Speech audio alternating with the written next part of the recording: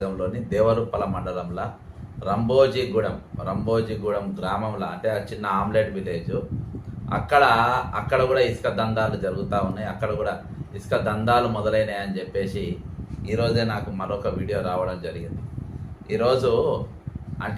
ఈరోజు ఒక దగ్గర అంటే అక్కడ తెలియకుండా జరిగింది అనుకుంటున్నాము ముఖ్యమంత్రి గారికి. మరి ఈరోజు ఇంకో దగ్గర కూడా తెలిసి జరిగింది అన్నదానికి ఇంకొకటి వీడియో మీ ముందుకు తీసుకొని వస్తున్నా.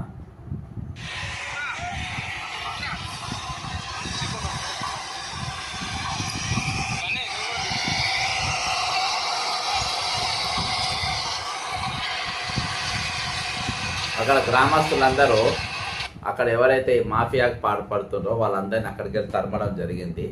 గ్రామస్తులు మరి ఇక్కడ ఇసుక మాఫియా చేయడానికి వీలు లేదు, దీనివల్ల గ్రామం నష్టపోతుందనే ఉద్దేశంతో వాళ్ళందరూ కూడా